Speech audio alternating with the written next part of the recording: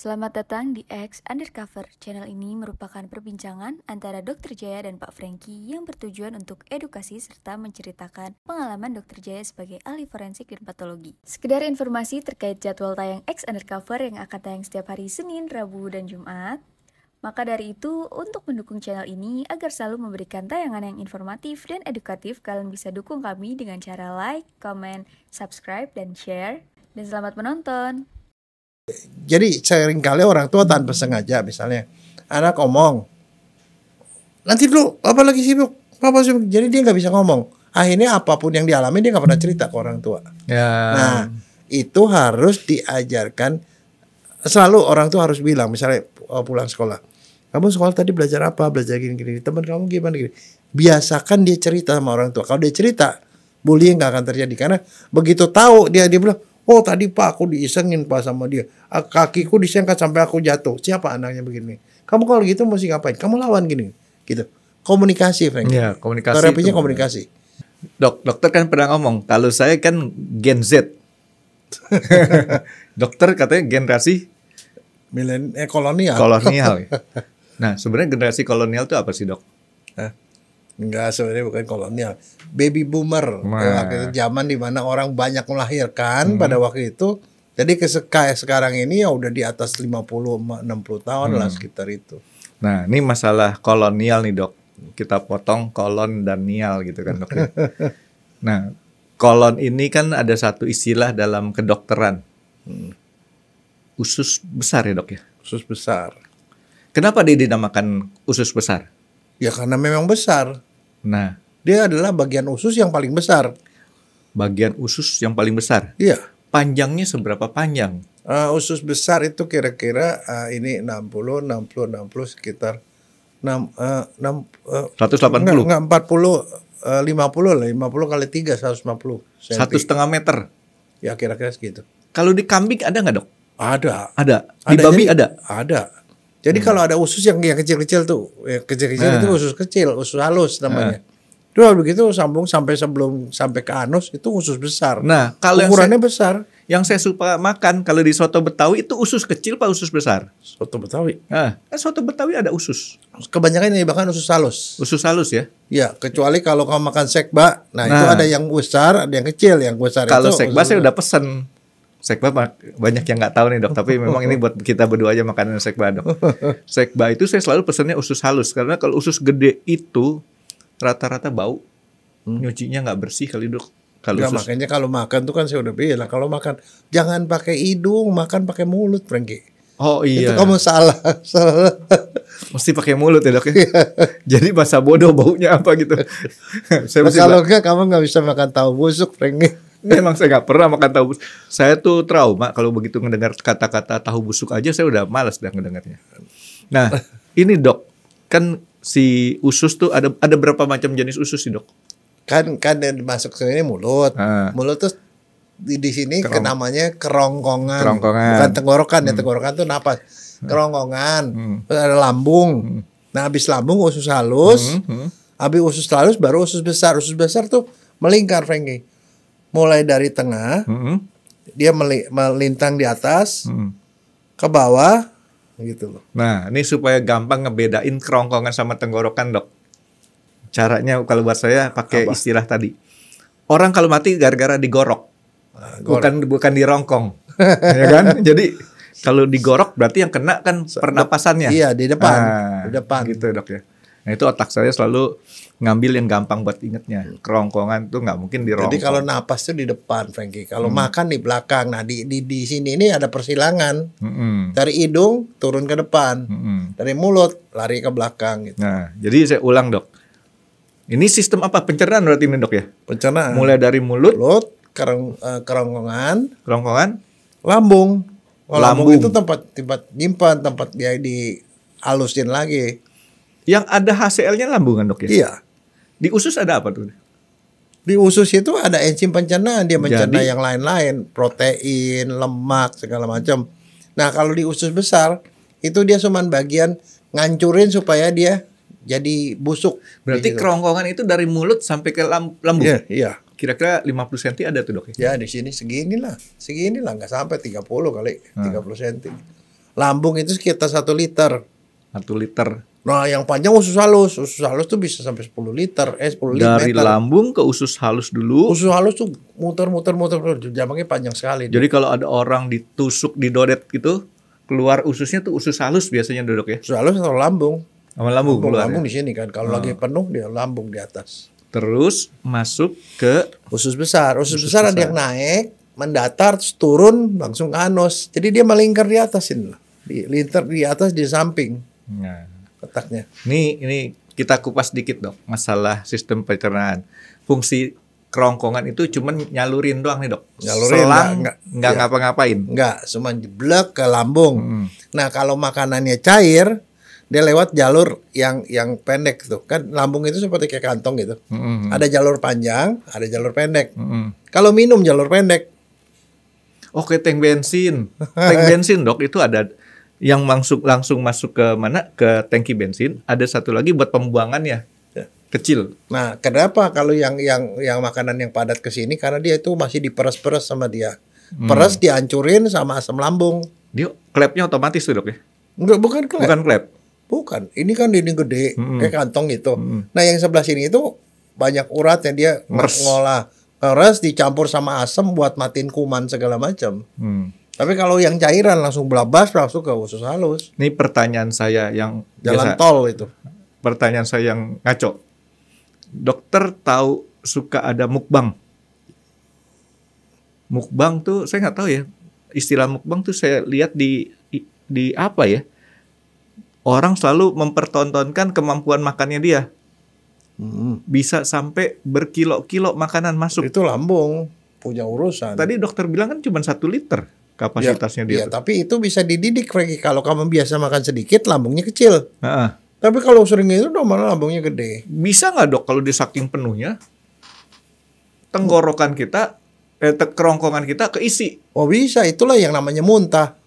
Kalau udah kebanyakan tuh muntah, Franky, ke depan. Oh. Karena kalau ke bawah, di bawah juga ada klep. Di atas juga ada klep. Tapi kalau dia itu dia muntahnya ke atas. Jadi Orang makan kebanyakan tuh muntah. Nah, orang itu banyak makan ke atas. kebanyakan muntah lewat atas. Nah, Tapi kalau biasanya kamu makan banyak tuh lambungnya lama-lama dia melar. Kayak karet kan dia. Bisa melar. meletus di dalam dok.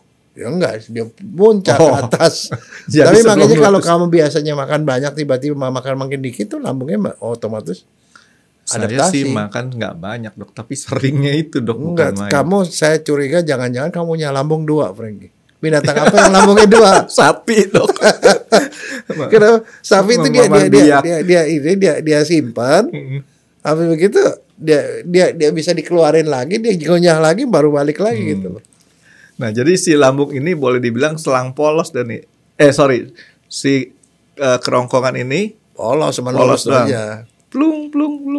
Nah itu ada gerakan-gerakan yang peristaltik gitu Enggak. Cuman Dia cuma nyemplungin doang nyemplung ya. aja, jalan aja. Oh, oke. Lambung.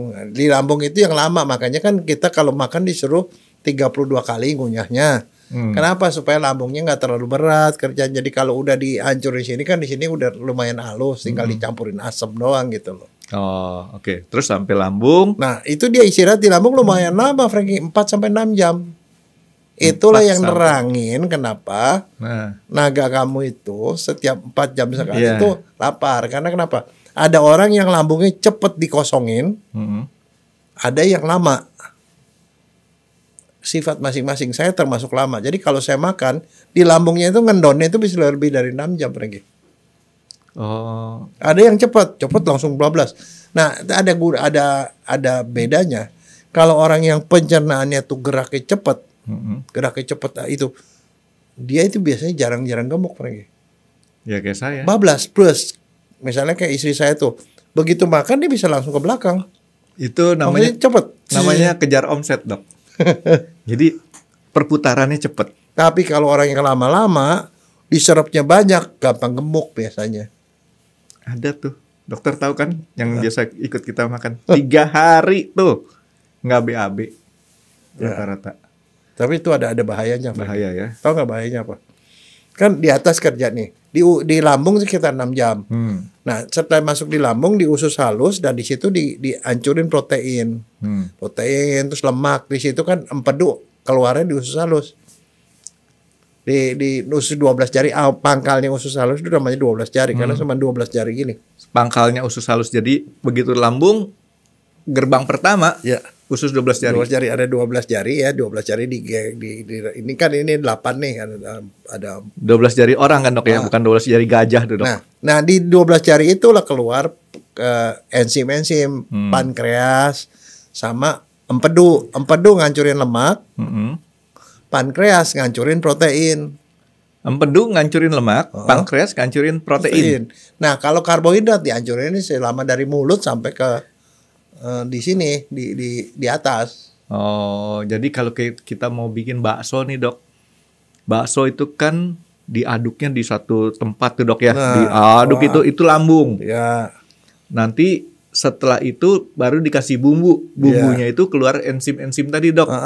Nah jadi sepanjang usus halus itu yang di atas tuh masih dihancur-hancurin, di bagian usus halus paling akhir diserap semua penyerapan di usus halus bagian Berapa akhir. meter tadi dok?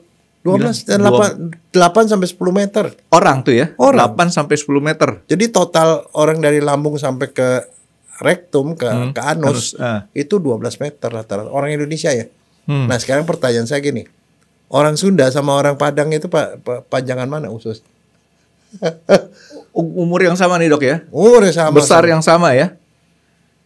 Kalau saya punya pemikiran si orang Sunda. Kenapa? Enggak benar apa enggak? Benar. Oh, benar orang dulu Sunda dong. Kalau jawabnya benar, berarti jawab kenapanya. Karena apa ya? Kan kita selalu dianjurin makan sayur. Ya. Orang Sunda banyak makan sayurnya. Nah, sayur itu susah dicerna, Franky. Oh gitu ya? Iya, susah Jadi dicerna. gara-gara si sayur itu susah dicerna. Iya, kebanyakan keluar serat. Nah, seratnya akhirnya dibuang di belakang. Nah, serat-seratnya itu ngumpul-ngumpul di usus halus. Nah, dia keluar lagi. Nah, itu yang membuat tinja kita itu mempunyai bentuk. Bentuknya tinja itu gara-gara serat. Di usus tadi. Besar. Jadi begini, begitu masuk dihancurin kan di lambung, itu dikasih enzim. Sepanjang usus halus itu diolah, di bagian akhir sari-sarinya diserap. Nah, sisanya masuk ke usus besar. Jadi usus besar itu tempat sisa. Nah, dia membentuk massa, ada massanya, ada bentuknya kalau ada serat. Ini semua makhluk mamalia seperti ini, dok. Ya? Saya punya miko sama mola juga sama, dok ya. Nah, makanya lihat, pernah lihat nggak tinja kuda? Kan banyak seratnya kan? Iya. Ya itu dia. Seratnya utuh. Pernah nggak ngerasain kau makan apa terus keluar kangkung, karena itu serat, Franky. Ya nggak ngerasain sih, tapi dilihat dok. Kalau ngerasain repot dok. Ya tapi kan ya suka keluar apa yang aslinya masuk keluar kayak gitu. Jadi mungkin gara-gara si ususnya capek tuh dok. Nah ini di bagian usus besar tuh apa tugasnya? Tugasnya usus besar atau kolon itu adalah kan masih ada air, dia nyerapin air diserap. Terus masih ada yang bahan-bahan yang berguna hancurinnya di situ juga sama Tuhan dikasih kuman pembusukan Franky di situ. Penuh kuman, isinya tuh kuman tuh buat ngancurin supaya yang keluarnya nggak banyak-banyak gitu loh. Nah, terus diwarnainnya di mana dok? Nah, warnanya itu dari empedu. Empedunya itu kan dikeluarin di usus 12 jari. Dia ke bawah-bawah. Nah, itu yang membuat warna jadi coklat, jadi kuning itu loh. Makanya kalau orang sakit liver, salah satu tandanya adalah sakit liver. Empedu kepencet, jadi nggak ngeluarin kuning, jadi beraknya kayak dempul. Empedu ngancurin lemak, sisanya itu kan kuningnya. Nah, protein. Itu bikin jadi tinja, warna tinja. Nah, sekarang kalau dia sakit liver, empedunya ketekan kan. Empedu tuh ada dekat liver. Ketekan, dia empedunya nggak masuk ke usus. Akibatnya beraknya seperti dempul. Putih. Tapi berak putih sakit liver tuh atau sakit pedu. Tapi dok, ini waktu saya masih tinggal di Tebet dok ya. Kadang-kadang keluarnya warnanya kayak sayur hijau. Ya karena kamu nggak mencerna dengan baik. Itu serat-serat keluar semua. Jadi kan kadang-kadang saya mikir itu kok jadi hijau ya. Nah ada baring-baringnya kalau kita makan dia nggak bisa mencerna sama sekali. Jadi keluar masuk itu keluarnya itu juga. Ada kan yang orang makan, ya coba deh kamu makan biji rambutan misalnya, keluar biji rambutan juga karena itu nggak bisa dicerna, Frank. Ada tuh dok, banyakan sih itu yang melakukan ini orang-orang dari negara benua Afrika dok, yang dimakan sama yang dikeluarin itu harus sama dok. Gak usah di Afrika, itu di cafe shop. Bukan. Cafe shop tau gak apa? Apa dok? Kopi luwak. Bukan dok. Dia makan kopi kan. Yang dicerna tuh kulitnya doang, kopinya keluar lagi. Nah, itu jadi kopi luwak yang harganya mahal. Itu loh, orang nyelundupin heroin. Oh itu namanya body bag syndrome, Frankie. Body bag syndrome. Jadi sengaja dia mau nyelundupkan, dia beli kondom, kondomnya diisi sama narkoba, terus diikat, ditelan. Itu keluarnya tuh jadi keluar kayak sosis gitu, isinya narkoba. Nah, Itu body pack syndrome namanya. body bag syndrome. Itu kita pernah ketemu di Bandara Soekarno-Hatta. Jadi waktu lewatin, nah ini masalah soal gerakan usus ya. Gerakan usus kan dia gerak, karena kalau enggak dia nggak jalan kan. Itu makanan. pertanyaan saya. Kok tadi dokter bilang kan diserap segala macam. Itu kok aman ya? Nggak takut meledak dia punya itunya. Makanya ini kejadian body pack syndrome itu orang nyelundupin narkoba atau kadang-kadang nyelundupin itu emas. Ditelan. Kok emas juga? Iya. Rantai itu ditelan masuk. Jujur nanti kalau dia udah lewat segala macam sampai di tempat tujuan, dia berak, ada emasnya masih butuh emas. Nah, yang begitu namanya body pack syndrome. Kenapa dia bisa kemudian ketangkap sama itu? Kan waktu dia lewat imigrasi atau imigrasi di bandara itu, dia stres, gelisah. Nah, gelisah itu kan peristaltik usus kan, gerakan usus makin gitu, makin aktif. Nah, ada kemungkinan dia jebol kan. Nah, jebol, narkobanya keluar, diserap, dia bisa kolaps lagi. Oke. Nah, itu yang membuat dia bisa ketangkep. Nah, ada satu lagi jenis body pack syndrome itu di forensik banyak. Saya pernah pernah diceritain sama profesor saya, ada orang bawa narkoba gitu. Tahu nggak isinya itu sampai 3 kilo lebih, Frankie. Gimana? 3 kilo lebih? Iya. Ya bulat-bulat kayak sosis ini itu isinya kondom itu panjang sekali. Jadi sampai banyak sekali, Frankie. Nah, tahu nggak selain di situ dimasukin di mana? Ke dalam vagina, Frankie. Macam-macam aja tuh orang. Ke dalam vagina. Kan dia orang nggak mungkin kan periksa sampai ke situ.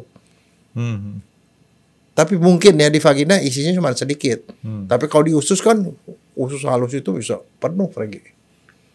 Sekian meter bisa sampai berapa kilo, Frankie. Berarti dari lambung tuh kerjanya cuma ngancurin dan sampai lumat, dan matiin kuman virus segala macam karena habis dikasih asam. Itu ke usus 12 jari, terus baru dikasih enzim. Nah, di usus halus itu di pencernaan dihancurin kan tadi, terus diserap bagian diserapnya benar usus 12 usus halus bagian akhir. Usus halus bagian akhir yang dekat-dekat ke usus besar. Nah, begitu dia masuk ke usus besar, nah situ ada usus yang nggak berguna, usus buntu itu namanya. Di sebelah kanan bawah sini. Usus buntu. Nah, itu masuk ke usus besar. Nah, usus besar naik, mendatar, turun lagi, baru anus. Usus buntu kalau di buku juga ada disebutnya, Dok ya. Apa? Appendix. Iya. Ya kan? Usus buntu. Kan di buku-buku karangan luar negeri selalu ada appendixnya. Wah. Nah, itu usus buntu itu perbatasan antara usus halus sama usus besar. Usus buntu di bawah kanan, naik ke atas, mendatar di bawah, turun, baru ke anus. Nah, itu ya sepanjang jalan itu. Nah, di situ Tuhan kasih kuman di dalam usus besar. Yang 1,5 meter tadi. Dia kasih kuman tuh buat ngebusukin, dan satu juga masalah. Di situ ada kuman baik, kuman jelek. Kuman jelek itu ngebusukin, kuman baik itu bikin vitamin dan segala macam, dan menjaga supaya kuman yang jelek itu jangan sampai bikin penyakit ke kita. Tapi dua-dua kita perluin kan, Dok ya? Harus dua-duanya harus seimbang, tapi kuman yang baiknya harus lebih banyak. Nah, kuman jelek itu ngebusukin. Nah, udah busuk baru keluar, makanya kalau makan apapun keluarnya sama bentuknya. Karena kerja dari kuman pembusukan tadi. Makanya buat di perut kita yang paling bahaya kalau orang sampai ketusuk usus besarnya, karena isinya kuman semua, Frankie. Infeksi. Terus usus yang baiknya tadi dokter bilang gunanya buat apa, Dok? Bikin vitamin segala macam. Bikin vitamin. Iya. Dari sisa-sisa itu di situ dia olah vitamin bisa vitamin B12 dibikin di situ. Jadi terus diserap sama darah ngedarin ke semuanya. Oke. Nah, jadi diserap. Nah, di situ fungsinya ngurangin air supaya dia kalau airnya nggak diserap mencret. Kalau airnya diserap banyak sekali, jadi sembelit itu yang beraknya seperti peluntung gitu. Nah, ada satu bacaan atau saya dapat informasi, kita jarang katanya memperhatikan bentuk tinja kita. Nah, itu harus diperhatikan. Padahal itu penting.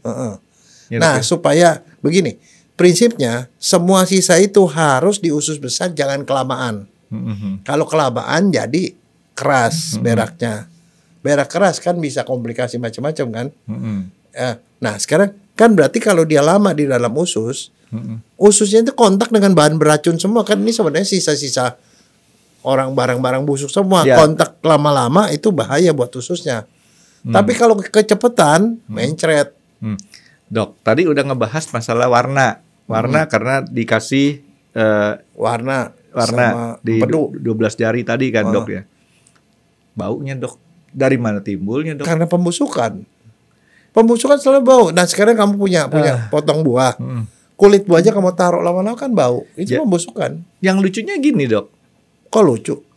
Hampir setiap orang manusia sama manusia baunya sama kan? Belum tentu. Hampir.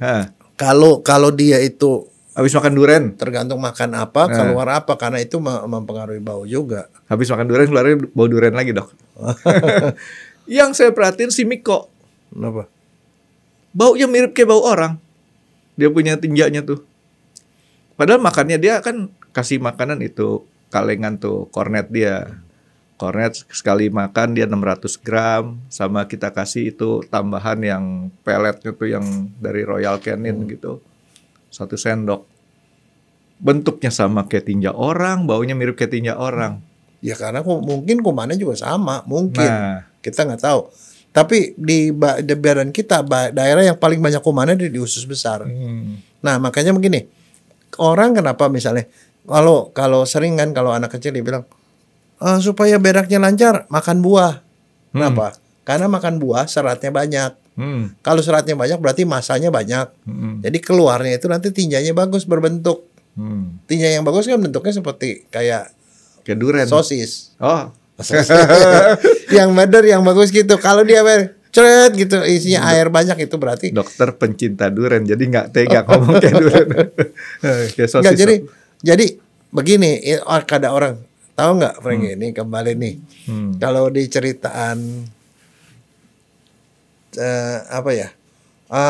kalau orang yang ada orang kan yang buang air itu buang airnya seperti kambing, peluntung-peluntung bulat-bulat. Nah itu artinya dia itu kontaknya antara itu di dalam usus itu terlalu lama, Frankie. Jadi dia udah diserap airnya terlalu banyak.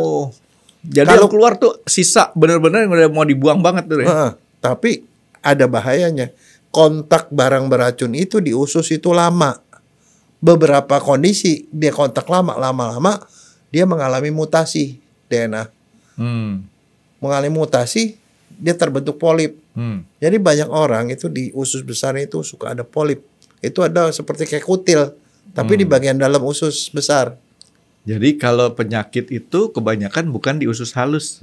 Bukan usus besar. Tapi di usus besarnya dok ya? Iya karena usus besar itu kontak dengan bahan beracun. Sebenarnya bahan-bahan yang mesti cepat dikeluarin. Makanya orang bilang makan sayur banyak, makan serat banyak, makan buah banyak. Supaya beraknya lancar. Dulu waktu kecil kita pernah diajarin kan yang namanya toilet training. Setiap habis mandi suruh nongkrong. Mau berak apa nggak berak nongkrong. Itu jadi bisa dilatih. Dengan dilatih begitu setiap kali habis bangun pagi buang air itu untuk menjaga supaya usus besarnya itu lancar, nggak tertahan lama. Tertahan lama itu bisa bikin usus besar berpenyakit nanti jadinya. Kalau si Miko toilet trainingnya dok, mesti pakai semprotan parfum, jadi dikasih tahu, oh nanti nya di sini nggak boleh, gitu. Itu memang anjing pertama kali ya kalau kita piara dari kecil ya. Kita udah biasakan berak di situ, dia akan berak di situ. Anak kecil juga sama. Kalau toilet trainingnya nggak bener, dia bisa berak di mana-mana, Frankie. Sama seperti anjing. Jadi kalau berak habis mandi suruh nongkrong. Banyak nongkrong lama-lama sih Dan otomatis tuh. kadang-kadang yang toilet training tadi dokter sebutin, karena kita ada kebiasaan beraknya tuh di rumah, di tempat lain kadang-kadang susah keluar. Nah itu termasuk harus di training. Kalau tempat lain berak di sini gitu, diajarin. Kan semua Kalau di dia WC. beraknya nggak ada tempat situ, dipukul pantatnya pok, dia udah tahu nggak boleh gitu loh. Termasuk toilet training. Nah makanya orang ya itu kan, tapi kan masalah soal suku bangsa ya. Orang Padang, orang Batak itu makan banyak daging, tapi sedikit sayur. Tapi tetap aja mereka merasa sayur itu penting. Makanya makanan Padang, makanan Batak itu udah pasti ada sayurnya walaupun sedikit. Sayur apa? Apanya, Dok? Saya lagi Daun singkong. Saya lagi ngebayangin makanan Padang enak sih soalnya. Enggak, daun singkong kan. Kalau enggak dia tuh itu nangka. Itu dalam rangka membentuk sayur. Sebab kalau enggak bisa berak, Bang. Aduh, dokter. Nggak bisa buang air, betul. Barusan makan diajak makan lagi nih, Dok. Di restoran Padang, rumah makan Padang, yang ada nih, Dok, daun singkong, nangka, sama itu kol. Biasanya suka kol dikasih kuah kuning.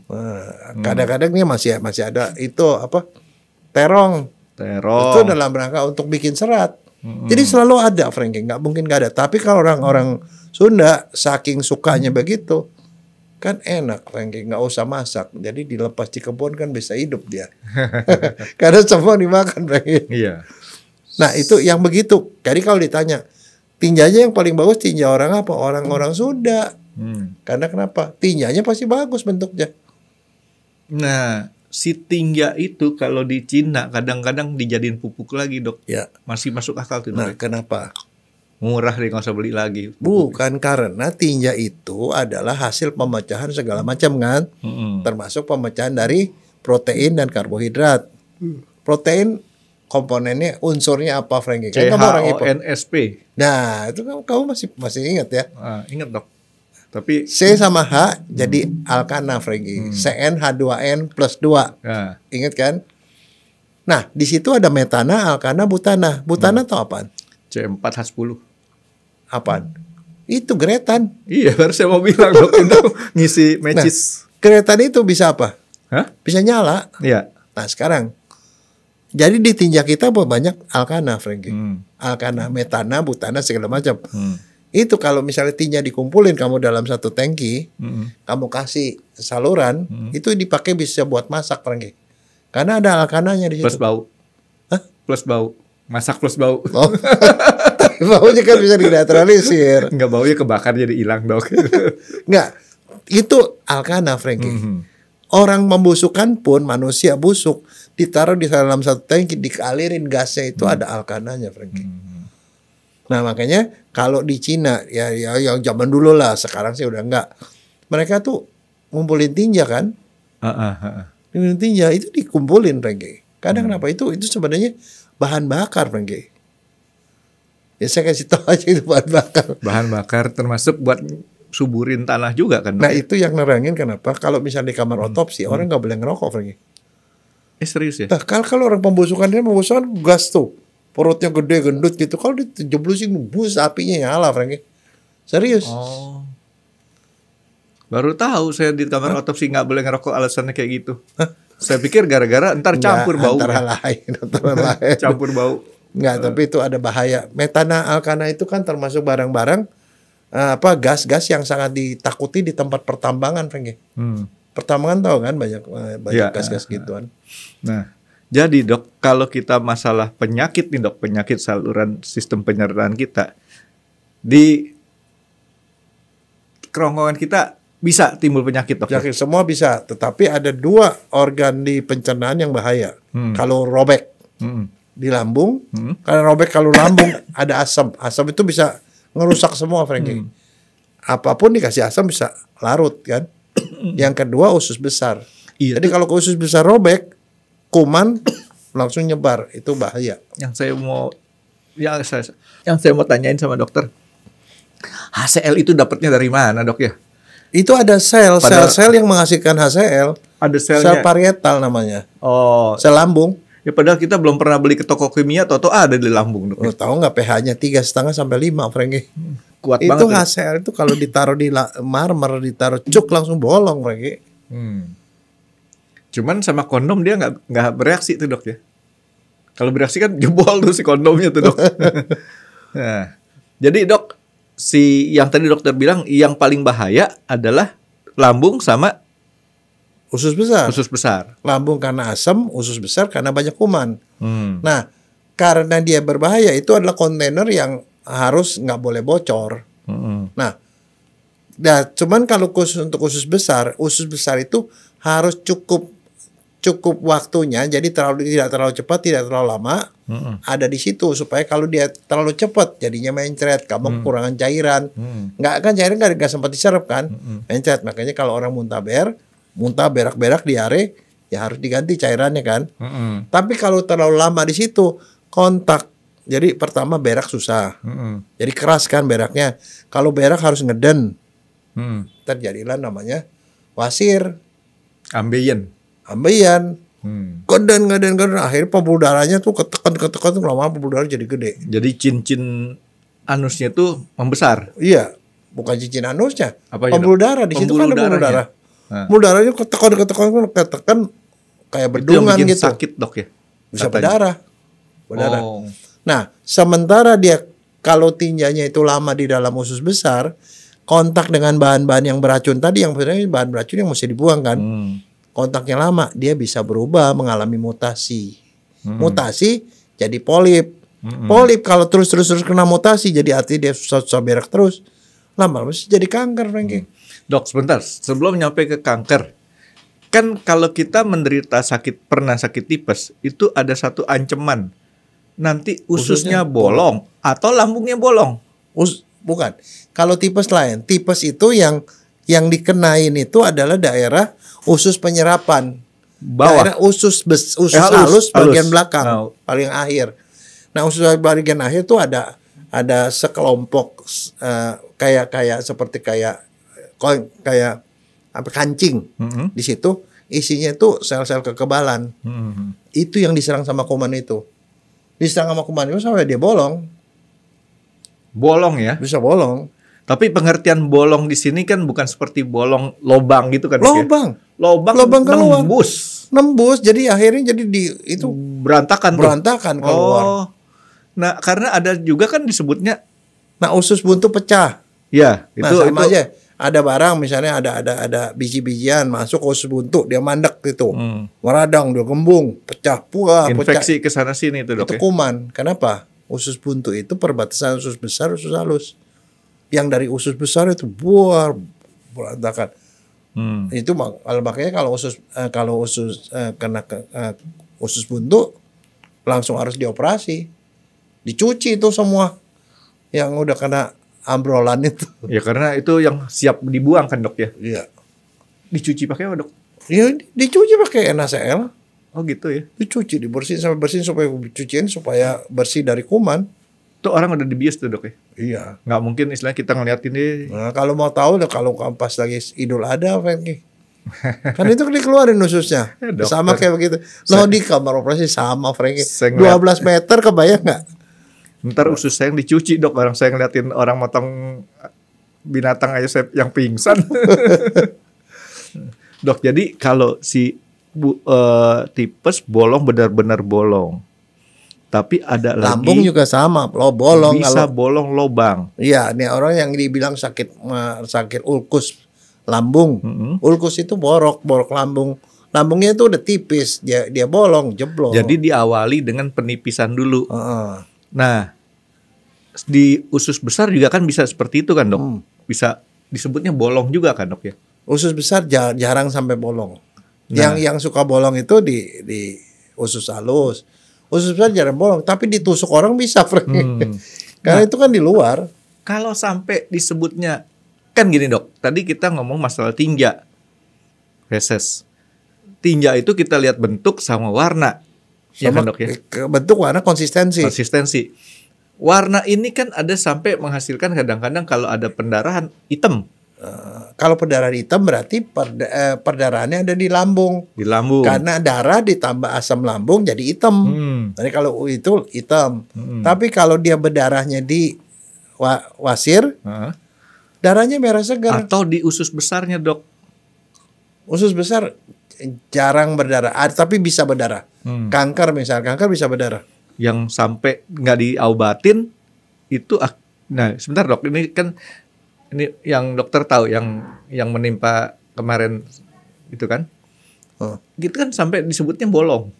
Pengertian bolong itu ternyata adalah terjadi robekan berdarah di situ dok. Iya. Bolong bisa berdarah masuk ke dalam, masih dalam saluran usus, bisa juga ususnya jebol masuknya ke dalam rongga perut. Sehingga tinjaknya bukan tinjak tuh akhirnya. Udah nggak berbentuk lah. Nah ini dok, jadi si usus besar ini bolong tuh diawali dengan istilahnya kayak tadi. Menipis, akhirnya robek pembuluh darahnya, keluar darah terus gitu dok ya. Ke dalam, masih di dalam. Tapi kalau udah kejebol dindingnya gitu, ambrolnya ke usus, ke luar usus, ke dalam perut. Nah, itu penyebabnya apa dok? Biasanya infeksi. Infeksi. Kalau usus besar biasanya infeksi. Kadang-kadang alergi terhadap terhadap antibiotik. Jadi nggak kuat sama antibiotik. Yang secara terus-menerus kali dok ya? Enggak, dia memang ada beberapa antibiotik yang bisa bikin ulkus atau walaupun cuma dimakan beberapa kali doang kali. Iya. Yang namanya alergi ya bisa begitu. Makanya ada beberapa antibiotik nih, hati-hati nih, bisa bikin perdarahan, bisa bikin jebol usus besar nih. Lambung. Ada yang seperti itu. Nah, tapi kadang-kadang dokter tetap kasih, karena kenapa? Itu perlu. Tadi kan dokter bilang karena dia ada karena apa? Infeksi tadi apa dok? Infeksi. Peradangan. Tapi infeksi itu kan istilah di kedokteran ya nih dok. Yang saya mau tanyakan sama dokter, kalau sebelum infeksi itu terjadi, ada yang orang ngomong ke saya, itu beban pikiran di kepala mempengaruhi daripada kesehatan usus. Ya, karena gini, gerak peristaltik dan lain-lain itu dipengaruhi sama ini. Contoh, ini dipengaruhi otak. Kamu lihat makanan, wih enaknya, liur keluar. Itu istilahnya ngeces dok. Ngeces. Lambung rasanya lapar, tiba-tiba lihat makan, gue jadi lapar. Mau ujian, mules. Mau ketemu mertua galak mules, istri galak mules. Itu apa hubungannya? Ini bisa mempengaruhi gerakan usus segala macam. Ya, jadi yang saya mau ngomong sama dokter Jaya, jadi ini bahaya. Ini buat orang-orang tua yang masih punya anak di usia remaja atau pertumbuhan, ini pantes harus selalu ngomong sama anaknya dok. Kenapa? Pengalaman saya, artinya kadang kita nggak kontrol lagi anak kita pikir baik-baik aja. Ternyata dia dibully. Ya. Begitu dia dibully, dia nggak ngomong ke kita, dan itu akibatnya fatal. Kena ususnya dok. Terjadi perdarahan terus-terusan. Nah sekarang kalau mau dibalik lagi Frankie, dulu kita pernah ngomong soal kasus Doraemon. Kalau seorang anak dibully di rumah, salah satunya galak, entah mamanya atau bapaknya, maka orang itu kalau mentalnya kuat, dia jadi giant, suka membuli orang. Si giant itu paling takut sering dibully sama mamanya. Tapi kalau jiwanya tidak tegar, jadilah seperti Nobita. Dia sendiri suka takut sama orang. Rasa takutnya itu, psikologi takutnya itu dibaca sama si giant. Maka dia membuli dia. Nah, supaya anak tidak dibully, jadilah orang tua seperti orang tua Suneo. Suneo tuh disayang sama bapak dan mamanya. Makanya walaupun dia kecilnya sama si Nobita, dia tidak pernah dibully sama giant. Jadi yang dibetulin bukan di luar, Frankie, di dalam rumah. Jadi anak itu harus merasa bahwa dia dicintai orang tuanya, bahwa dia akan dibela sampai kapanpun. Maka kalau ada orang yang galak sama dia, dia lebih galak lagi. Nah, contohnya kayak begitu. Nah, salah satunya itu ada pada salah satu cucu saya. Dia salah kostum di sekolah. Diketawain sama temannya. Wah, salah kostum ya, gini-gini, kamu bodoh, salah kostum. Dia langsung, bukannya dia takut, Frankie. Dia bilang, aku mau kasih tahu ya, ini bukan salahku, salah mamaku. Dia yang pakein aku baju. Kamu berani sama mamaku? Mamaku galak sekali loh katanya. Orang begitu bisa dibully nggak? Nggak bisa dibully, Frankie. Kenapa? Dia disayang sama orang tuanya. Tapi ya nggak tahu ya dok ya ini. Nggak, itu satu. Yang kedua itu training, latihan. Misalnya contoh anak-anak yang penakut gitu. Kalau saya sih biasain ya. Anak saya kalau di pergi ke mall atau segala macam, dia bilang misalnya contoh di situ ada gini-gini nih, dia mau beli itu. Kamu ambil yang mana kamu suka nih, duitnya kamu pergi situ, kamu bayar sendiri. Dikasih mandiri, lagi diajari mandiri, berani sama orang. Misalnya dia mau foto nih, ada artis cilik, mau foto gitu. "Ma, aku mau foto sama dia." Kamu mau foto, kamu bilang, "Mama temenin." Dia ngomong sendiri. Gitu loh Frankie. Itu harus dididik. Yang saya lebih setuju yang kedua tadi dok, harus dididik ya. Artinya dia masih mau ngomong. Cuman kadang-kadang sifat orang kan nggak sama nih dok. Kadang-kadang teori nih dok sama praktek tuh nggak selalu 100% plek gitu kan. Jadi di rumah ini pokoknya artinya saya mau ngomong gini. Apapun yang baik di rumah itu kadang-kadang belum tentu applied di luar. Di luar dia dibully dan kita nggak tahu anak tersebut dia nggak ngomong, itu pengaruhnya ke anak tersebut gede. Jadi saya nggak bisa menyalahkan dokter dia bahwa di rumah itu harus bagus, tapi di rumah yang bagus tapi sifat anaknya juga susah, makanya kita harus kontrol pergaulan teman-temannya. Jangan sampai istilahnya Sunyo kan itu kan kebetulan aja Giant-nya disogok sama mainan dia mau. Coba. Enggak, tapi dia nggak berani loh Mas Sunio, bener serius. Dia nggak berani, dia nggak pernah marah-marah Mas Sunio sedikit pun. Iya. Dokter, jarang. Kalau Doraemon sih tanya sama saya dok. Karena saya lebih banyak nonton Doraemon. Pernah Sunio sampai takut sama Giant. Jadi maksud saya gini, yang saya mau pesan kepada orang tua nih dok ya, kontrol pergaulan anak-anaknya. Karena kalau udah sampai misalnya itu anak tersebut dibully sama lingkungannya dan dia nggak ada penyalurannya nih dok, fatal buat kesehatan dia punya usus besarnya. Ya. Sampai istilahnya bermasalah lah saat itu. Ini pesan saya. Jadi artinya mudah-mudahan yang saya alamin nggak berulang kepada pihak lain ya. Nah balik lagi kepada itu. Cuman problemnya nih dok, itu nggak sadar.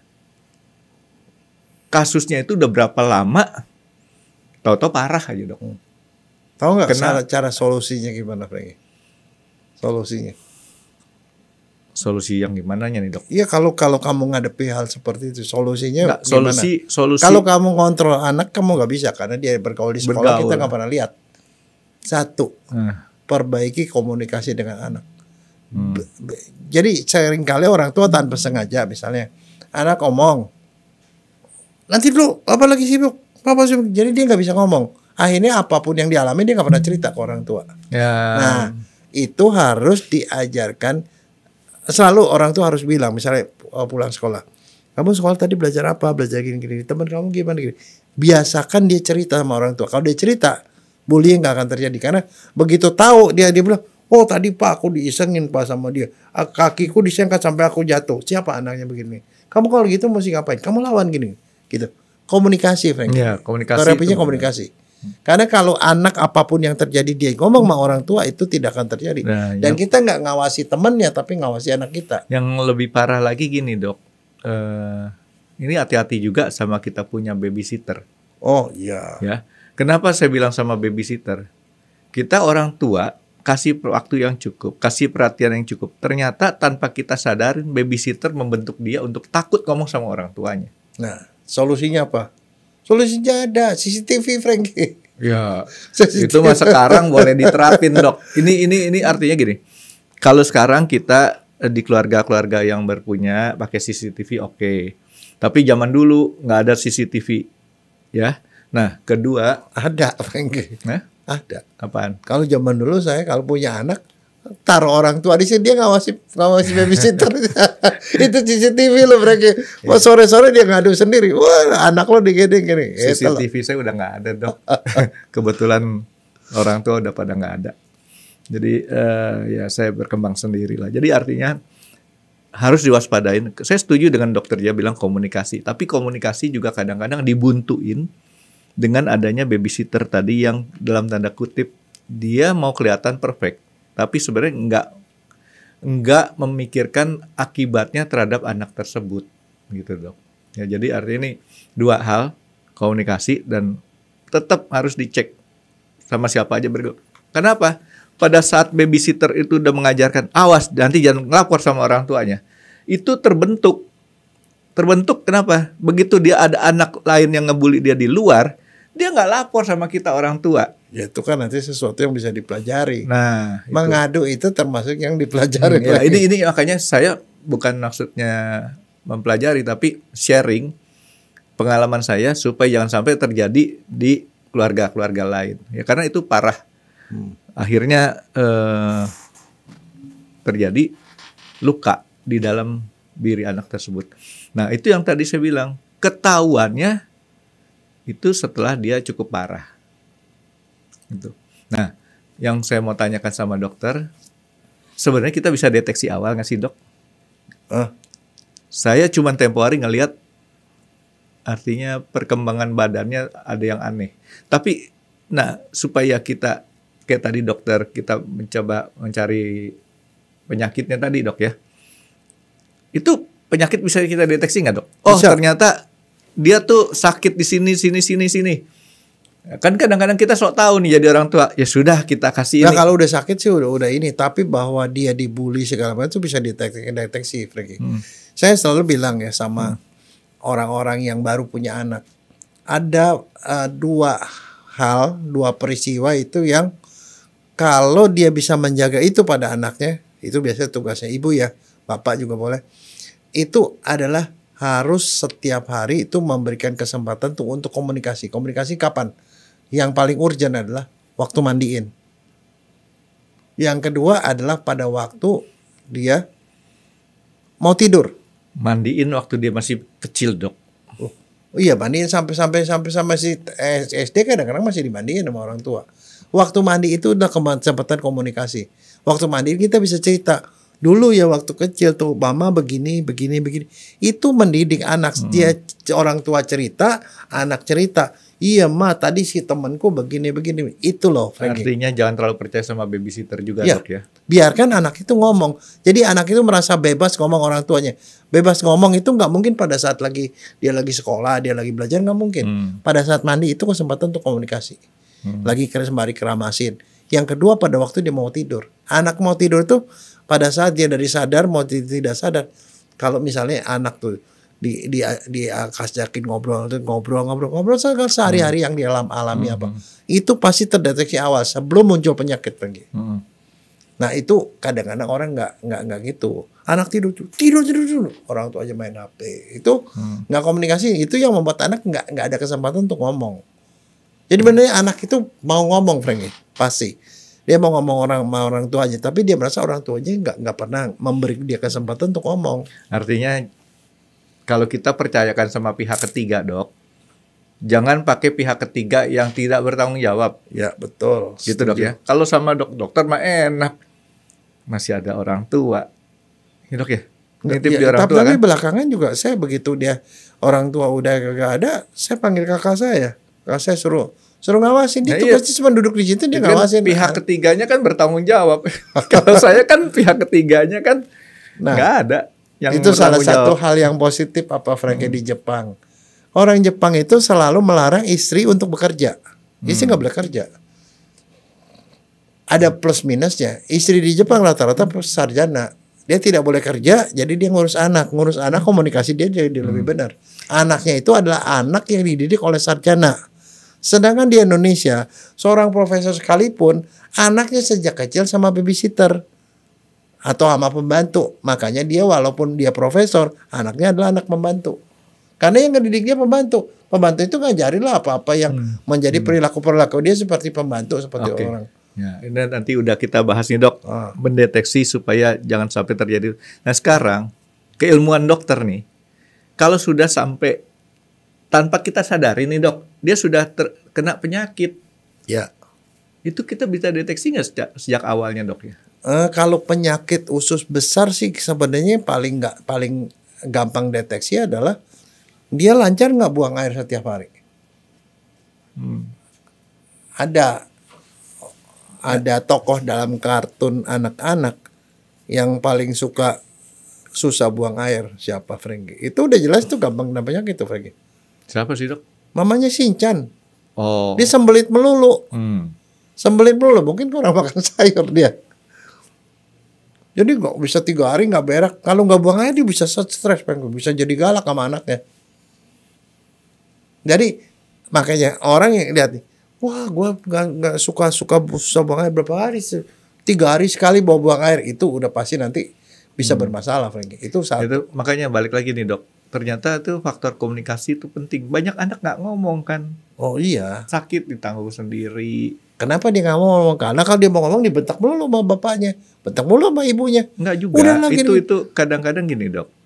Dia nggak ngomong karena kita dok dari kecil sudah terdidik nggak boleh ngomong sama orang tua. Oh iya. Itu bahaya tuh. Zaman dulu mana ada orang yang berani sama bapak udah duduk aja dia baca koran gitu. Kita samperin juga. Kalau anak saya sih mah tahu kalau dia ada masalah dia ngomong ke saya pasti yang bikin masalah dia saya saya atasin. Gitu. Nah, tapi problemnya kita tadi dok. Jadi istilahnya mesti hati-hati nih. Pihak ketiga yang tidak bertanggung jawab akan mendidik anak kita susah untuk mempunyai komunikasi yang dalam artinya lurus kepada orang tua ya. Dia ada tutup-tutupin yang akibatnya jelek buat anak. Nah, kalau dia sudah kena penyakit, gampang diketahui dari frekuensi. Kalau frekuensi. buang air. Frekuensinya itu tadi kan saya bilang, orang yang buang airnya lancar setiap hari buang air, setiap pagi buang air itu biasanya relatif oke. Satu. Jadi lihat frekuensi. Kedua, konsistensi. Kalau dia beraknya bagus, bentuknya itu oke. Kalau dia banyak air mencret itu nggak oke. Dia sembelit seperti kayak tinja kambing, ya nggak oke gitu. Ini yang ya, baru satunya warna, Frankie. Warna. Kalau warnanya putih kan saya bilang itu ada penyakit liver. Kalau warnanya merah mungkin berdarah, mungkin wasir gitu. Ini baru penjelasan dokter Jaya nih. Kenapa dari tadi saya kejar penjelasan dokter Jaya sekarang? Karena gini, banyak kan dok yang menjadi dokter sendiri. Entah kitanya sebagai orang tua atau anak kita yang ataupun siapapun yang menderita penyakit tersebut. Kalau anak dia susah ngomong sama orang tua, dia ngedengar penjelasan dokter Jaya, berarti gue sakitnya ketahuan nih. Sakit masalah di pencernaan. Ya kan dok ya? Jadi dia sudah kira-kira kalau dia mau itu dia akan nyari tahu, mencari dokter kemana. Ya kan dok ya? Tuh. Nah misalnya soal frekuensi. Orang buang air sekali sehari. Tapi kalau 1 hari nggak buang air itu berarti sembelit, itu ada masalah. Tapi kalau buang air sampai 3 kali, mulai ada warning tuh. Kalau udah 6 kali lebih, itu mencret namanya. Mencret harus ke dokter dong, ada infeksi gitu. Ya, jadi artinya siapapun ya, entah itu remaja ataupun apa yang istilahnya, kan tujuan kita bikin podcast gini kan supaya orang itu tahu. Kalaupun ada masalah terhadap diri kita sendiri dok, gejala awalnya sudah bisa kita deteksi sendiri. Nanti baru kita cari bantuan kepada pihak lain. Ataupun paling nggak misalkan ada di lingkungan keluarga kita yang seperti dokter Jasa disebutin. Frekuensi, konsistensi, warna, sama apa tadi dok? Saya udah pikun dok. Sebenarnya bau juga pengaruh, Frankie. Bau ya? Kalau bau itu something, Frankie. Pokoknya frekuensi sama konsistensi ini yang 2 utama nih dok ya. Frekuensi itu batasannya 6. Sebelum 6 boleh di rumah minum sehari itu dok ya. Minum oral segala macam. Tapi begitu udah lebih dari 6 itu udah mencret, harus ke dokter. Infeksi itu. Tapi kalau udah lebih dari 20, kolera, Frankie. Nah, konsistensi tadi warna. Begitu keluarnya air, anak bayi kan kita tahu tinjanya kayak gitu. Tiba-tiba cor air. Wah, itu udah nggak bener. Nah, itu dok. Penyakit-penyakit itu kebanyakan timbulnya di usus halus atau usus besar, dok? Bisa semuanya. Bisa semuanya. Bisa semuanya. Nah, kalau ada kanker usus, kerennya kan pakai California usus, ya kan dok ya? Tapi sebentar, saya mau tanya dulu, kenapa disebut kanker dok? Tempo hari dokter pernah ngomong. Kanker itu cancer. Cancer itu kan kepiting. Kepiting itu punya capit 10. Dia nyapit sana sini gitu loh. Jadi artinya dia bisa makan jaringan sekitarnya. Oke. Jadi cancer itu bintang cancer. Itu bintang cancer. bulan 6. Oke, jadi artinya di mana aja bisa sakit ini. Nah, itu yang tadi dokter sebutin, penyakit-penyakit awal yang tadi ada nggak beres segala macam, itu kalau didiemin akan berkembang, bisa terburuknya jadi kanker. Nah, sekarang ini, itu penyakit itu bisa juga muncul dari kuman dari luar, tapi bisa juga dari dalam. Kan tadi usus besar itu isinya kuman baik, kuman jelek. Kalau kuman jeleknya itu orang misalnya terlalu banyak minum antibiotik, itu kuman mati, kuman yang baiknya juga mati, Frankie. Akibatnya kuman jeleknya banyak yang mati. Kuman jeleknya berkembang biak, jadi lebih banyak kuman jelek. Itu juga bisa jadi masalah di usus besar. Makanya supaya nambahin kuman baik, dia minum apa? Yuk, kamu tahu. Obat? Obat minuman, ada minuman yang Yakult. Yang itu SPG-nya ada TOP-BGT lah kalau Yakult. Enggak, itu Yakult, probiotik namanya. Probiotik. Salah satu probiotik yang paling banyak dipakai itu ya itu. Tapi probiotik ada yang bentuknya tablet, ada yang bentuknya kayak yogurt apa-apa. Tapi saya paling suka minum itu, Dok, enak. Ya termasuk yogurt, kayak yogurt apa itu isinya kuman, kuman baik masuk ke perut tuh dia buat nyimbangin. Karena usus besar yang baik adalah usus besar yang kuman baiknya banyak. Karena kuman baiknya banyak dia bisa membentuk vitamin di situ. Oke, jadi artinya di sini nggak boleh gejala awal ini kita biarin, Dok, ya. Ya. Dan kalau kita ada gejala seperti itu, boleh nggak, Dok, kita mengambil pengobatan sendiri? Enggak. Kita mesti taruh dulu sebabnya, bagaimana ngobatin sebabnya. Artinya, nah misalnya contoh, berak, terus di luarnya ada darahnya apa? Warnanya merah. Itu gejala hemoroid, wasir. termasuk bentuknya di, Dok, ya? Hitam. Jangan-jangan ada perdarahan lambung. Kan dia seolah-olah dia ngomong sendiri. Tapi kalau dia misalnya makan sayur, keluarnya selalu sayur, berarti pencernaannya kagak beres, nggak ada penyerapan di situ. Itu gitu. ya, tadi satu lagi, konsistensi, frekuensi sama bentuk nih, Dok. Bentuk ternyata itu kalau bentuknya kayak tadi dokter sebutin seperti bentuk asli, nggak beres. Termasuk bentuknya dia tidak padat. Iya, nggak beres. Bentuk nggak padat itu lebih nggak beres lagi menurut saya itu, Dok. Kadang-kadang ada yang bentuknya jadi kecil, jadi kayak pensil gitu. Kayak pensil, iya. Nah itu artinya ada bagian usus yang ada tumornya, kepencet. Jadi keluarnya seperti kayak orang bikin itu kue, itu kan dipencet itu, ngerti nggak? Jadi kalau ini usus besar ini misalnya ada tumor begini, kan jalannya kecil, keluarnya tuh jadi panjang-panjang itu kayak pensil. Itu juga masalah. Atau dia jadi gepeng, keluar kayak tipis begitu. Kan ada sesuatu, pasti ada cekekan di atas. Nah, itu yang membentuk dari problem-problem awal tadi, Dok, sampai menjadi kemudian ke dokter bilang ada jadi tumor, ada apa. Itu biasanya prosesnya berapa lama tuh, Dok? Nah ini begini, kan kita itu kan selalu buang air setiap hari. Usus kita itu selalu kontak dengan macam-macam.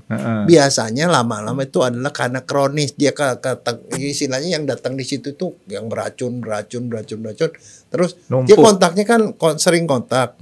Biasanya orang di atas 45 tahun atau 50 tahun itu dinding usus besarnya itu ada yang kemudian mengalami mutasi DNA-nya. Karena kena racun terus. Mutasi tadinya biasanya sel-sel ini kalau jadi sel mati ya digantiin satu sel.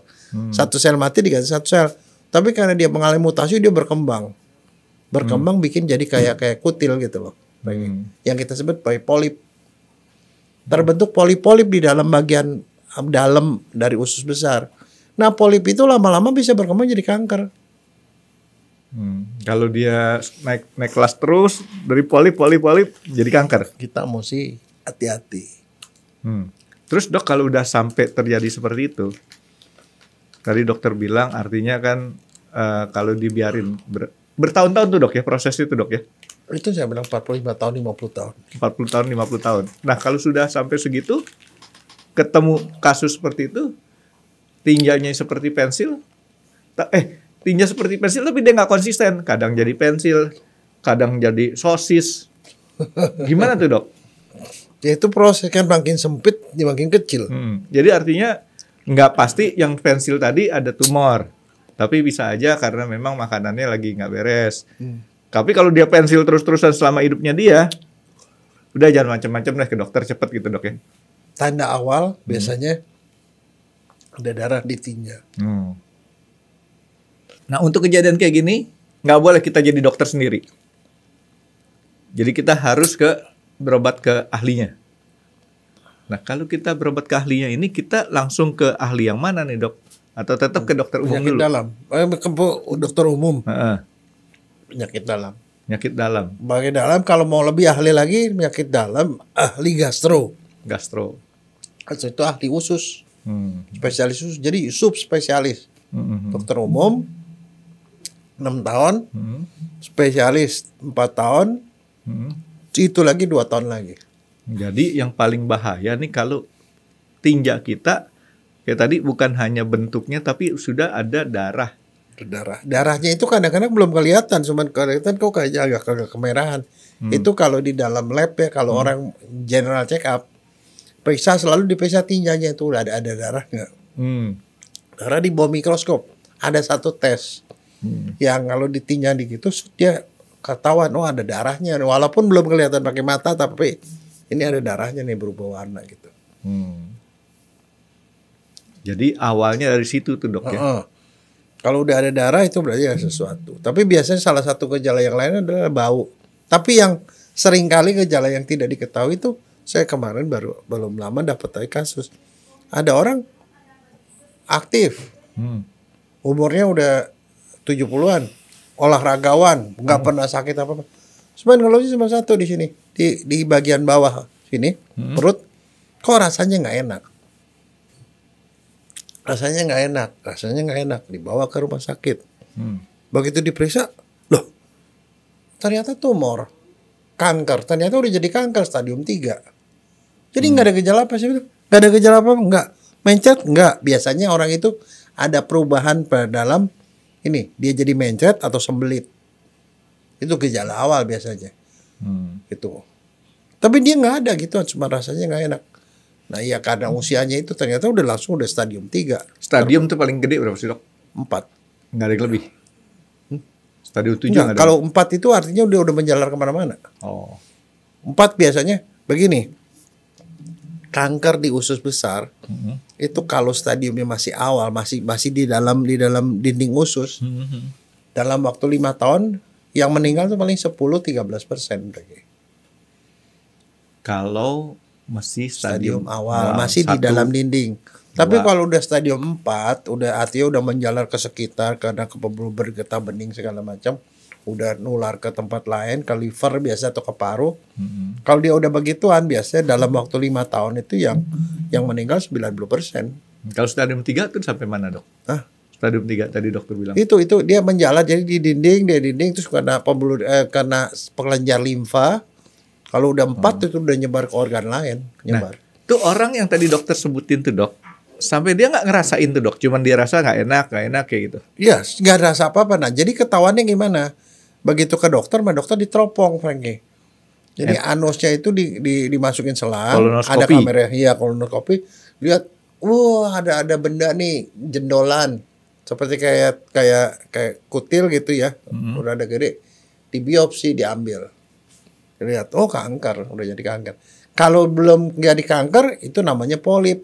Nah kalau polip gimana? Kalau misalnya dokter periksa, oh ada polip nih, sebelum jadi kanker, polipnya dijerat, Frankie. Seperti kayak kamu menjerat kutil itu. Yang gitu, jerat copot. Itu mencegah. Jadi biasanya sih kalau di luar negeri ya, banyak dokter yang orang di atas 50 tahun, 45 sampai 50 tahun, diperiksa kolonoskopi, selalu itu jadi sebagai rutin. Dia lihat begitu ada kutil-kutil itu, ada polip-polipnya itu dibuang-buangin sama dia. Sebelum jadi. Tapi itu satu kalau secara langsung kolonoskopi. Yang kedua itu bisa juga dengan ronsen. Jadi artinya kan gini dok. Tadi dokter sebutin orang tersebut ngerasa sehat aja, cuman ngerasa nggak enak doang. Itu juga harus kita aware dok ya. Kalau udah ngerasa kayak gitu, nah kayak tadi. Kita awal kan kita ngomong masalah kita sering nggak memperhatikan tinja kita.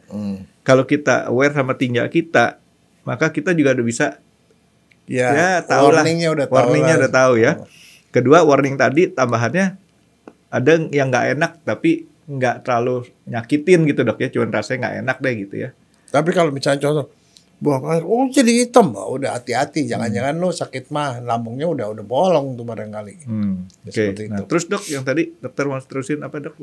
Jadi itu satu. Jadi satu, kalau kita periksa lab juga biasanya kalau ada orang umur segitu selalu diperiksa itu apa tumor marker. Kalau ada tumor itu, ada tumor atau kanker itu usus besar, dia ngeluarin seperti kayak antigen. Antigen itu protein penanda bahwa dia ada tumor di dalam.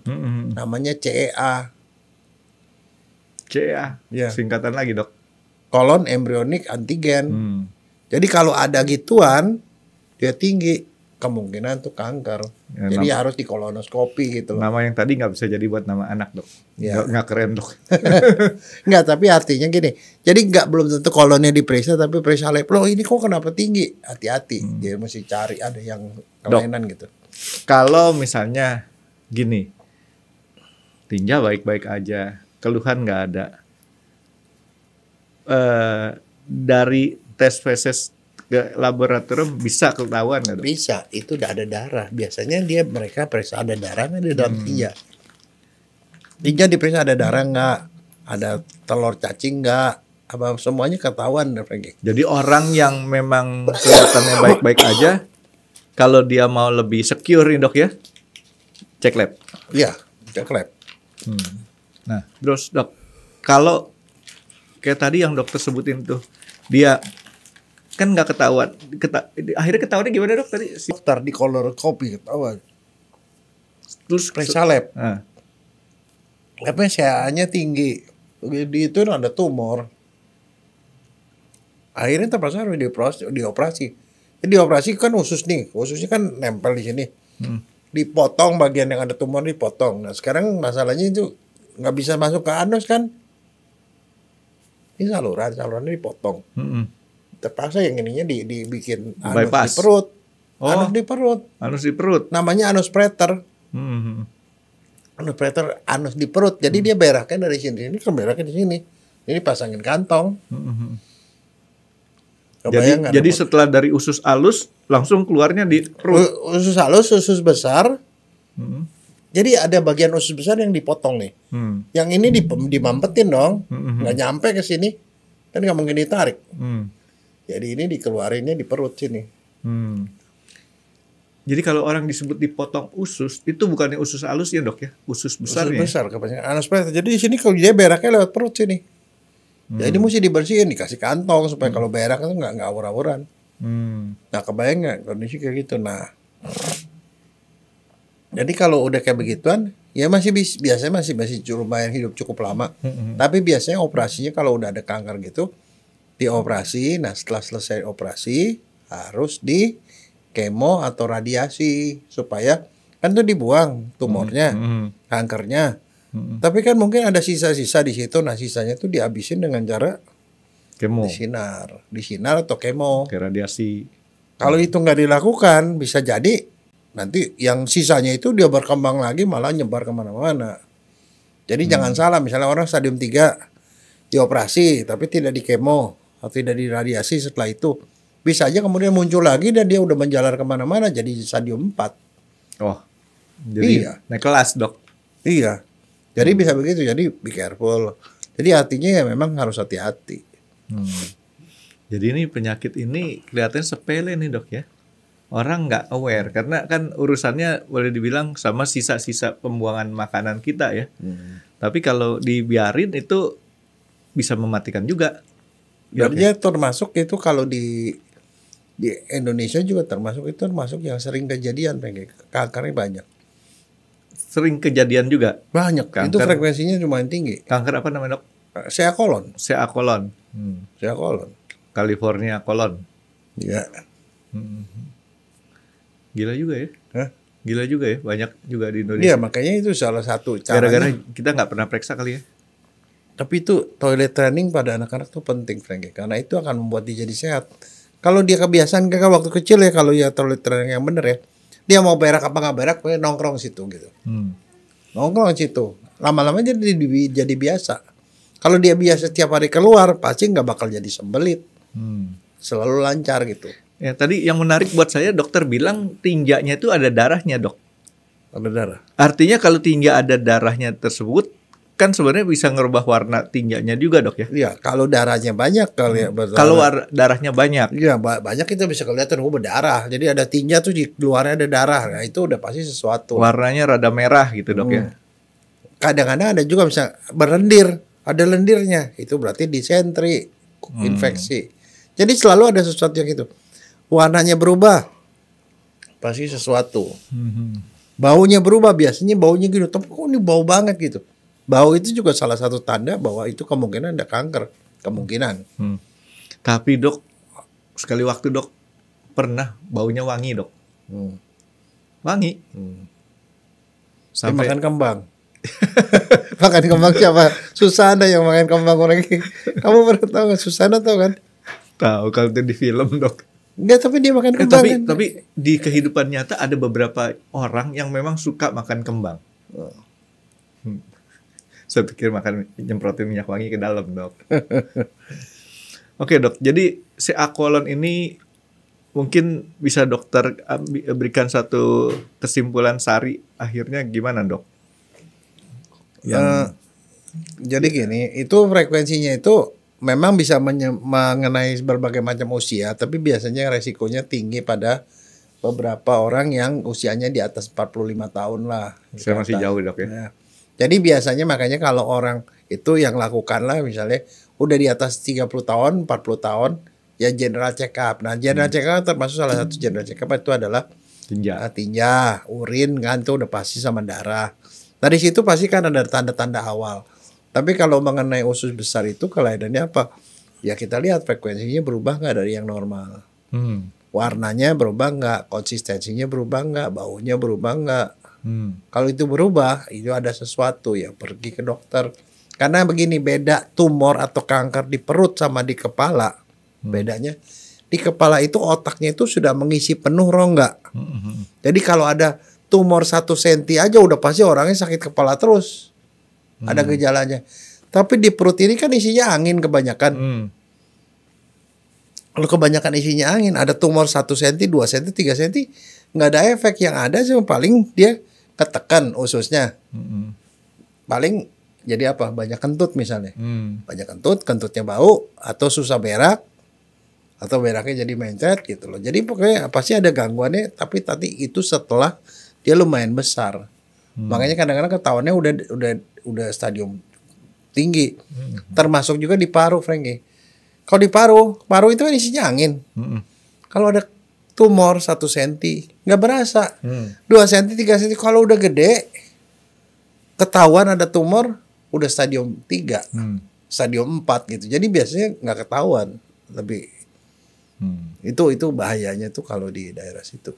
Dokter tahu nggak apa yang menghasilkan angin? Bisa dipakai untuk menghasilkan angin? Makan. Bukan. Makan angin. Kompresor, Dok. Saya kan supir akap, Dok. Enggak, tapi salah satu juga, Frankie ya, kalau orang banyak-banyak kentut ya tanpa sebab gitu ya, jadi gampang kembung. Itu ada sesuatu di perut. Sering kentut? Sering kentut atau sering kembung. Dan ini kalau kembung di sini juga membuat kita nggak nafsu makan. Jadi ada perubahan nafsu makan juga. Dan salah satu tanda yang udah pasti terjadi pada kanker kolon adalah berat badan turun terus. Nggak nafsu makan, berat badan itu terus. Yang dokter ngomongin itu kejadian bener, Dok. Dari 3 digit jadi 2 digit jadi 50-an. Jadi be careful. Kalau waktu one day kamu ketemu ada orang turun 1 kilo dalam sebulan atau lebih, kalau lebih lagi lebih ini 2 kilo turun terus, makin kan nafsu makan, be careful. Ke dokter something ya. Di situ, ke dokter ya. Dan jangan jadi dokter sendiri. Ya. Apalagi ke dokter Google. Iya. Itu banyak orang yang jadi dokter gara-gara Google, Frank. Ini satu, Dok. Kan di dalam obat tradisional Cina ada obat dewa. PTH. Itu klaim bisa menghentikan luka dalam. Maksudnya luka dalam bukan luka sakit hati nih, Dok. Tapi luka perdarahan di dalam. Biasanya dipakai orang habis melahirkan. Nah, untuk kasus-kasus begitu, bisa nggak dipakai tuh obat Cina itu? Nggak tahu. Nggak tahu. Jawaban yang paling jujur adalah tidak tahu, karena Belum kita ada orang-orang penelitian kedokteran tuh tidak pernah mengetes itu. Jadi nggak mau, itu ilmunya lain. Pasti kita mesti tanya sama dokter Cina yang di Cina. Oke dok, ada lain dok yang dokter mau sampaikan Iya. untuk kanker kolon. Tapi Jadi satu Frankie, itu tadi soal kentut ya. Kentut itu kalau dia banyak kentut, itu tergantung dari, mesti dilihat juga dia makan apa, Frankie. Kalau makan kol, makan ubi, itu dia banyak kentut, itu bukan penyakit, Frankie. yang paling nggak enak tuh kalau habis makan apa? Kalau makan ubi kentut, tapi nggak terlalu bau. Kalau habis makan telur rebus, waduh, baunya dok. Ya, jadi intinya gini dok, saya mau sampaikan kepada ya yang di luar kita ini, kalau ada yang namanya penyakit di kanker kolon atau kita curiga ada penyakit di dalam saluran pencernaan kita dok, jangan ke dokter sendiri dah dok ya. Iya. Ke dokter yang memang ahlinya dok ya. Iya. Entah itu ke dokter umum, pokoknya ke dokter. Iya. Jangan kita mengobati sendiri dok. Ya, karena dengan ke dokter udah pasti akan ketemu lebih awal dan bisa ketahuan dan bisa diobati dengan lebih tuntas daripada didiemin kemudian menjadi parah. Dan yang punya anak, jaga anaknya, jangan terlalu percaya sama pihak ketiga yang tadi saya ngomong dok. Karena istilahnya saya baru sadar bahwa pihak ketiga ini bisa mengakibatkan anak nggak ngomong sama kita. Ya. Oke dok, kalau gitu thank you nih dok. Terima kasih sudah menonton X Undercover. Jangan lupa like, comment, dan subscribe. Dan ditunggu ya video-video kami selanjutnya.